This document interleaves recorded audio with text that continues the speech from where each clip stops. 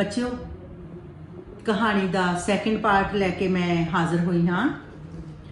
तो फिर जीनत का घर वाला गुजर गया, 4 दिन बीमार रहा तो खत्म हो गया। बच्चों तुसी भी जानते हो नशे बंदे की जिंदगी नूं खत्म कर देंदे आ। नशेड़ी आदमी की जिंदगी वैसे ही बहुत छोटी हुंदी है तो जदों नशे करन दे नाल शरीर खोखला होया होवे तां मामूली जी बीमारी आउण दे नाल ही बंदा दुनिया तो चलिया जाता। इस तरह ही जीनत के घर वाले नाल होया, क्योंकि आपां पढ़ चुके हैं कि वह दारू सिगरटां पीण दा आदी सी ते उसने उन्होंने 4 दिन बुखार चढ़िया, मामूली जिहा बुखार सी। एक बार पलंग ते पिया ते फिर उठ नहीं सकिया। इतने वड्डे जमींदार दी इस बेवक्त मौत ते लोकां ने पैट पैट के टोटे ला सुट्टे। धाहां मार मार के लोग आंढ गुआंढ जिहड़ा सी रोया। आंढी गुआंढी साख संबंधी रो रो के झल्ले हुंदे, पर जीनत दी अख विच एक अथरू ना डिठा। उसदा खावंद बीमार पिया, वो शांत अडोल सी। उसदे खावंद दी हालत नाजुक हो गई, वो शांत अडोल सी। उसदा खावंद ठंडा हो गया, वो शांत अडोल सी। उसदे खावंद नूं लोकी चुक के लै तुरे, वो शांत अडोल सी। उसदे खावंद नूं दफनाया गया, वो शांत अडोल सी। उसदे खावंद नूं दफना के लोकी मुड़ आए, तां भी वो शांत अडोल सी। लोकी जीनत दे मूँह वल वेख वेख के हैरान हुंदे, उहदे बच्चिआं नूं गल ला ला के रोंदे, पर जीनत दियां पलकां गिल्लियां ना होईआं। भाव जीनत किसी भी परिस्थिति दे विच रोई नहीं। जीनत दा पति मर गया, किसी औरत दा पति मर जावे ते वो रोवे ना। बच्चों इत्थे समझण दी गल है, क्यों नहीं रोई जद कि बहुत वड्डा दुख हुंदा। क्यों नहीं रोई? क्योंकि रोया किसनों जांदा, हमेशा लोग उन्हां नूं रोंदे आ जिन्हां ने दूजियां लई कुछ कीता होवे।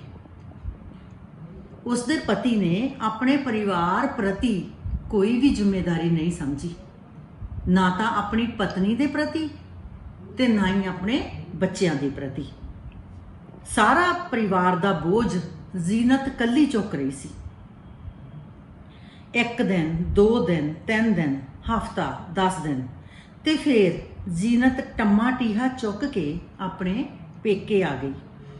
हुण की होया बच्चों, आपदे पति की मौत तो बाद वो अपना सारा समान उन्हें इकट्ठा किया। 10 दिनों बाद अपने द्वारा पेके आ गई, आप आ गई, अपने बच्चों भी ले आई। अपने अब्बा दी इक्को एक धी, अपने वीरां दी इक्को एक भैन। जीनत किसनों भारी सी, उहदियां लख खातरां हुंदियां। बच्चों सारे जीनत नूं पसंद करदे सी, क्योंकि वह भरावां दी कल्ली कल्ली भैन सी। हाँ, पर हुण तक उसने अपने मन के अरमानां नूं दबा के रखिया। कदे उन्हें अपने सहुरिਆਂ दे घर की चर्चा अपने भरावां अगे जां अपने अब्बा अगे नहीं कदे किसी दे अगे कीती सी। पर लोकी अचंभा हुंदे, अपने खावंद की मौत उत्ते जीनत ने एक हौंका नहीं भरिया सी। जीनत दा बुढ़ा प्यो अपनी बच्ची दे दुख सोच सोच के हैरान हुंदा। आंढी गुआंढी हैरान सन। उसदे बच्चों का प्यो तुर गया सी। बच्चों की माँ ने कभी एक बार उसनूं याद नहीं किया सी। बच्चों वो ऐसी औरत सी जिन्हें अपने अरमानां नूं, अपने दुखां नूं कदे किसी नाल साझा नहीं सी कीता। कदे किसी आंढ गुआंढ विच जाके किसी आंढी गुआंढी नाल उन्हें ये दिल की गल साझी नहीं कीती सी कि उहदा आदमी शराबी आ ते उहदा आदमी घर प्रति कोई जिम्मेवारी नहीं समझदा। ते लोकां नूं उहदे नां रोण दे पिछे कोई कारण नहीं पता सी। कई महीने गुजर गए। बैठे बैठे एक दिन जीनत आपा दे खावंद दा जिक्र आया ते वो चुप हो गई। जदों भी उहदे घर वाले दा कदी चर्चा छिड़दा सी ते वो चुप हो जांदी सी। मतलब वो कदे उहदी बुराई भी नहीं सी करदी। उस दिन असी इकल्ले सां ते मैं खास तौर ते उस तो पुछया, असी मीनस जीनत ते जीनत दा भरा, जीनत आपा तुसी एक अथरू नहीं घेरिया, तुहाडे सिर दा मालक तुहाडे सिर तो उठ गया। ਬੱਚਿਓ, ਉਹ ਆਪਣੇ ਖਾਵੰਦ ਦੀ ਮੌਤ ਤੇ ਬਿਲਕੁਲ ਵੀ ਨਾ ਰੋਈ। ਉਸਦੇ ਗਮਾਂ ਦਾ ਗੁਬਾਰ ਉਦੋਂ ਟੁੱਟਿਆ ਜਦੋਂ ਉਹ ਆਪਣੇ ਪੇਕੇ ਆਈ ਤੇ ਉਹਦਾ ਭਰਾ ਉਸ ਤੋਂ ਇਹ ਗੱਲ ਪੁੱਛਦਾ ਕਿ ਤੂੰ ਆਪਣੇ ਖਾਵੰਦ ਦੀ ਮੌਤ ਤੇ ਕਿਉਂ ਨਹੀਂ ਰੋਈ। ਹੁਣ ਉਹ ਦੇਖੋ, ਇਸ ਭਰੇ ਮਨ ਦੇ ਨਾਲ ਅੱਜ ਉਹ ਆਪਣੇ ਸਾਰੇ ਦਿਲ ਦਾ ਦੁੱਖ ਜਿਹੜਾ ਉਹ ਜ਼ਾਹਰ ਕਰੇਗੀ ਆਪਣੇ ਭਰਾ ਨਾਲ। ਕੀ ਕਹਿੰਦੀ ਆ, ਕਿਸ ਦੇ ਸਿਰ ਦਾ ਮਾਲਕ। ਅੱਜ ਉਸ ਨੂੰ ਗੁੱਸਾ, ਜਦੋਂ ਔਰਤ ਆਪਣੇ ਅਰਮਾਨਾਂ ਨੂੰ ਦਬਾ ਕੇ ਰੱਖਦੀ ਆ ਤਾਂ ਇੱਕ ਦਿਨ ਅਜਿਹਾ ਆਉਂਦਾ ਜਦੋਂ ਜੇ ਉਹਦੇ ਦਿਲ ਦੇ ਦੁੱਖ ਨੂੰ ਕੋਈ ਫਰੋਲਣਾ ਚਾਹਵੇ, ਜੇ ਕੋਈ ਸਾਂਝਾ ਕਰਨਾ ਚਾਹਵੇ, ਫਿਰ ਉਹ ਆਪਣਾ ਦੁੱਖ ਵੰਡਾਉਂਦੀ ਆ ਤੇ ਉਸ ਦਿਨ ਉਹ ਰੋ ਰੋ ਕੇ ਭੁੱਬਾਂ ਮਾਰ ਕੇ ਰੋਂਦੀ ਆ ਤੇ ਆਪਣਾ ਜਿਹੜਾ ਗੁੱਸਾ ਉਸ ਦਾ ਭਾਂਬੜ ਬਣ ਕੇ ਬਾਹਰ ਆਉਂਦਾ। ਅੱਜ ਉਹ ਦਿਨ ਆ ਗਿਆ ਜਦੋਂ ਜੀਨਤ ਦਾ ਸਾਰਾ ਗੁੱਸਾ ਭਾਂਬੜ ਬਣ ਕੇ ਉਹਦੇ ਭਰਾ ਦੇ ਸਾਹਮਣੇ ਅੰਦਰੋਂ ਜ਼ਾਹਰ ਹੋਇਆ। ਕੀ ਕਹਿੰਦੀ ਆ, ਕਿਸ ਦੇ ਸਿਰ ਦਾ ਮਾਲਕ। ਜੀਨਤ ਆਬਾ ਅੱਗੋਂ ਤੜਫ ਕੇ ਬੋਲੀ, ਕਿਸ ਦੇ ਸਿਰ ਦਾ ਮਾਲਕ। ਮੇਰਾ ਕੋਈ ਖਾਵੰਦ ਨਹੀਂ, ਕਹਿੰਦੀ ਮੇਰਾ ਕੋਈ ਪਤੀ ਨਹੀਂ। ਮੈਂ ਤੇ ਇੱਕ ਦਿਨ ਵੀ ਉਸਨੂੰ ਕਦੀ ਆਪਣਾ ਖਾਵੰਦ ਨਹੀਂ ਸਮਝਿਆ। ਮੈਂ ਤੇ ਇੱਕ ਪਲ ਲਈ ਵੀ ਕਦੀ ਉਸਦੀ ਤ੍ਰੀਮਤ ਨਹੀਂ ਬਣੀ। ਉਹ ਕਹਿੰਦੀ ਮੈਂ ਕਦੇ ਉਸਨੂੰ ਆਪਣਾ ਪਤੀ ਸਮਝਿਆ ਹੀ ਨਹੀਂ, ਮੈਂ ਉਸਦੀ ਪਤਨੀ ਨਹੀਂ ਬਣੀ। ਕਿਉਂ ਨਹੀਂ ਬਣੀ? ਕਿਉਂਕਿ ਉਹ ਗੈਰ ਜ਼ਿੰਮੇਦਾਰ ਆਦਮੀ ਸੀ। ਉਸਨੇ ਆਪਣੇ ਪਰਿਵਾਰ ਪ੍ਰਤੀ ਕੋਈ ਜ਼ਿੰਮੇਵਾਰੀ ਹੀ ਨਹੀਂ ਚੱਕੀ। ਅੱਜ ਉਸਨੇ ਅੰਦਰਲਾ ਦੁੱਖ ਜ਼ਾਹਰ ਕੀਤਾ। ਮਨ ਦੀ ਗੰਭੀਰ ਅਵਸਥਾ ਦਾ ਵਰਣਨ ਲੇਖਕ ਨੇ ਬੜੇ ਸੋਹਣੇ ਸ਼ਬਦਾਂ ਵਿੱਚ ਬੱਚਿਓ ਇੱਥੇ ਪਾਠਕਾਂ ਸਾਹਮਣੇ ਪੇਸ਼ ਕੀਤਾ ਹੈ। ਹਾਂ, ਕੋਈ ਪਿਓ ਹੋ ਸਕਦਾ ਹੈ ਕਿਸੇ ਦੇ ਬੱਚਿਆਂ ਦਾ, ਕੋਈ ਪਿਓ ਹੋ ਸਕਦਾ ਹੈ, ਪਰ ਕਿਸੇ ਦੇ ਦਿਲ ਦੇ ਤਖਤ ਹਜ਼ਾਰੇ ਦਾ ਕੋਈ ਰਾਂਝਾ ਨਹੀਂ ਬਣ ਸਕਦਾ। ਬੜੇ ਗਹਿਰੇ ਭਾਵ ਨੇ ਬਾਕ ਦੇ। ਕਿਸੇ ਦੀ ਮਰਜ਼ੀ ਤੋਂ ਬਿਨਾ ਕੋਈ ਕਿਸੇ ਦਾ ਘਰ ਵਾਲਾ ਹੋ ਸਕਦਾ ਹੈ, ਦਿਲ ਵਾਲਾ ਨਹੀਂ ਹੋ ਸਕਦਾ। ਜੀਨਤ ਦਾ ਬੰਦ ਫਰਿਆਦ ਕਰ ਰਿਹਾ ਸੀ। ਬੱਚਿਓ ਅੰਡਰਲਾਈਨ ਕਰ ਲਿਓ, ਇਹ ਲਾਈਨਸ ਬਹੁਤ ਇੰਪੋਰਟੈਂਟ ਨੇ, ਵਿਆਖਿਆ ਆਏਗੀ ਤੁਹਾਨੂੰ ਇਹਦੀ। ਹਾਂ, ਇਹ ਜੀਨਤ ਕਿਉਂ ਕਹਿ ਰਹੀ ਆ ਕੋਈ ਪਿਓ ਹੋ ਸਕਦਾ ਹੈ ਕਿਸੇ ਦੇ ਬੱਚਿਆਂ ਦਾ। ਉਹ ਕਹਿੰਦੀ ਬਾਪ ਜਿਹੜਾ ਹੈਗਾ ਉਹ ਬਣ ਸਕਦਾ, ਪਰ ਔਰਤ ਦੇ ਲਈ ਦਿਲ ਵਾਲਾ ਬਣਨਾ, ਔਰਤ ਦੇ ਦਿਲ ਦਾ ਰਾਂਝਾ ਬਣਨਾ ਉਹੀ ਆਦਮੀ ਬਣ ਸਕਦਾ ਜਿਹੜਾ ਔਰਤ ਦੀਆਂ ਅੰਦਰੂਨੀ ਭਾਵਨਾਵਾਂ ਨੂੰ ਸਮਝਦਾ ਹੋਵੇ, ਉਸ ਦੇ ਨਾਲ ਉਸ ਦੀਆਂ ਖੁਸ਼ੀਆਂ ਸਾਂਝੀਆਂ ਕਰਦਾ ਹੋਵੇ ਤੇ ਜ਼ਿੰਮੇਵਾਰ ਆਦਮੀ ਹੋਵੇ।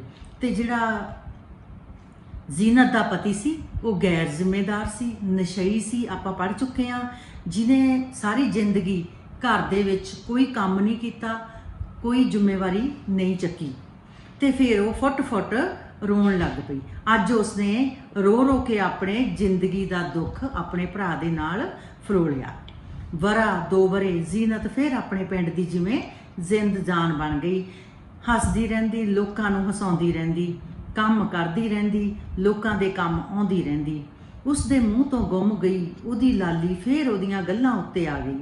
ਉਸ ਦਾ ਸਰੂ ਵਰਗਾ ਉੱਚਾ ਕੱਦ, ਉਸ ਦੇ ਗੱਜ ਲੰਬੇ ਵਾਲ, ਕੋਈ ਧਰਤੀ ਦੀ ਚੀਜ਼ ਥੋੜੀ ਲੱਗਦੀ ਸੀ ਜੀਨਤ, ਜਿਵੇਂ ਅਸਮਾਨੋਂ ਲੱਥੀ ਪਰੀ ਹੋਵੇ।